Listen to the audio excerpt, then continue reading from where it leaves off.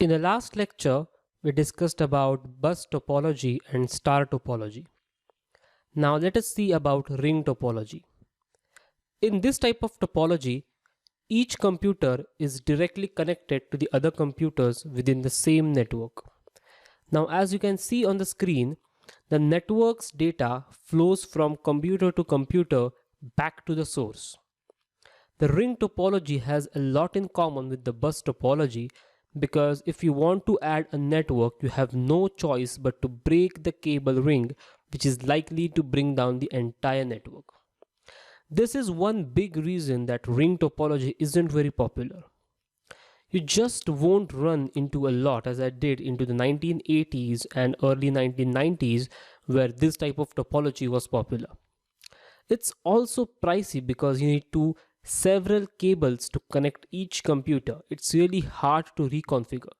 Now let's say there are 50 PCs in the ring topology, and if you want to add a new PC, you just have to cut one cable, and that is why it would require a lot of time and that would bring down the entire topology.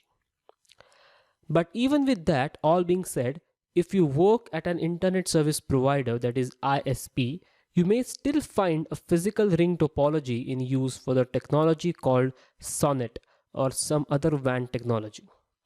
However, you just won't find any local area network having a physical rings anymore. Also, since one computer goes down, ring topology is easier to troubleshoot, but as I said, it provides less fault tolerance because if one of the PCs goes down, the entire network ring goes down. Next ahead is mesh topology. Now in this type of topology, you will find that there's a path from every machine to every other one in the network. That's a lot of connections. In fact, I can tell you that the mesh topology can win the prize for most physical connections per device. You will never find a mesh topology in local area networks anymore, if ever these days, but you will find a modified version of it known as the hybrid mesh topology used in the wide area networks, including the internet. Now often hybrid mesh topologies will have quite a few connections between certain places to create redundancy.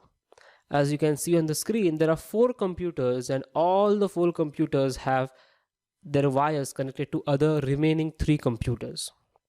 Now from this we can sum up a formula. For each n locations or n hosts, you can have n into bracket n minus 1 upon 2 connections. In our case, there are 4 hosts.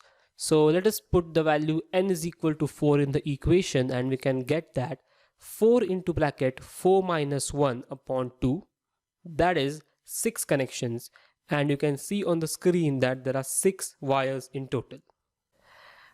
In mesh topology, there are a lot of connections. As I said, if there are 50 computers, then 50 into bracket 50 minus 1 upon 2, that is a lot of connections. Next, since there are a lot of connections, we require more number of wires and it's a pricey topology to install, and that is why mesh topology is not a common topology. But if one computer fails, we can troubleshoot it quickly because that computer's cables will fail and we'll get to know that this PC is not working. But apart from all of the advantages and disadvantages, we can see that mesh topology provides a robust fault tolerance. Even if one PC fails, the remaining network can communicate with other PCs. Whereas in the case of ring topology, if one PC fails, the entire network goes down. And that is why hybrid mesh topology is preferred these days in the internet. In the next lecture, we will talk about another 2 types of topologies, which is point-to-point topology and point-to-multipoint topology. Also, we will see how to select the right topology based on 5 to 6 factors, which I will be determining in the next lecture. Before moving ahead, I would like to tell you that if you are liking our lectures and if you're understanding it, we would like to request you to write a review and just share your experience with us. Your motivation is very valuable to us, and if you have any issues, Please feel free to type in the review and we will surely try to eliminate our drawbacks.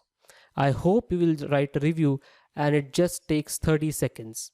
I will see you in the next lecture.